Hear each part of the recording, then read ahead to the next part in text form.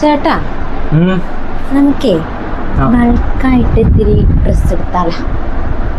എന്താ അഭിപ്രായം? Business mind ഒക്കെ ഉണ്ടല്ലോ, അത് കൊള്ളാം, അത് സൂപ്പർ.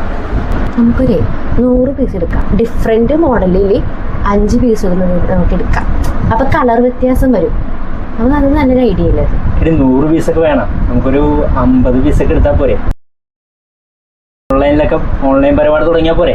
ഓൺലൈൻ വന്നിട്ട് വേണം ലാസ്റ്റ് എല്ലാം കീറി പറഞ്ഞിരിക്കണായിരിക്കും അല്ലേ? അപ്പൊ ഡിഫറെന്റ് പ്രോഡക്റ്റ് ഒക്കെ ഇരിക്കും. എനിക്കൊന്നും വേണ്ട ഓൺലൈനിൽ, ഞങ്ങൾക്ക് പോയി എടുക്കണതാണ് നല്ലത്.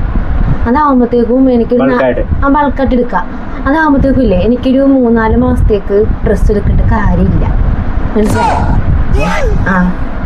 ഞാനിന്ന് ഈസ്റ്ററിന് ഡ്രസ്സ് എടുക്കുമ്പോൾ ഇപ്പൊ എത്ര രൂപയെന്ന വിചാരം? ഇവന്മാര് പറ്റിക്കനാണ് റീറ്റെയിലുകാർ. കാരണം ഒരു പീസിന് 1600 പറഞ്ഞ ചുരിദാർ 1100 ഒക്കെ നമുക്ക് കിട്ടി. എത്ര അടിക്കണ അവര് എത്ര എമൗണ്ട് കുറച്ചത്? ഇതാകുമ്പോഴത്തേക്കും നമുക്ക് അവിടെ പോയി കുറച്ച് ബൾക്കായിട്ട് എടുക്കും. അപ്പൊ എനിക്ക് തയ്ച്ചെടുക്കാല. അപ്പൊ ചേട്ടന് 3-4 മാസത്തേക്ക് ഡ്രസ് വേണ്ട. അതല്ലേ വരല്ലേ? ഞാൻ പറയട്ടെ, ചേട്ടാ ടിക്കറ്റ് ബുക്ക് ചെയ്യട്ടെ. ബാംഗ്ലൂരിലേക്ക് നമുക്ക് വന്ദേ ഭാരതത്തിൽ പോയാലോ? അതാകുമ്പോഴത്തേക്കും ഇല്ലേ നല്ല അടിപൊളിയായിട്ട് പോവാം. എങ്ങനെയുണ്ട് നോക്കട്ടെ ഞാൻ. ബാംഗ്ലൂരിൽ നല്ല സ്ഥലങ്ങളൊക്കെ ഉണ്ട് ബൾക്കായിട്ട് കിട്ടുന്നത്. നമുക്ക് അവിടെ പോയിട്ട് ചെയ്താലോ? ഞാനൊരു കാര്യം ചെയ്യാം, വന്ദേ ഭാരത് ബുക്ക് ചെയ്താലോ?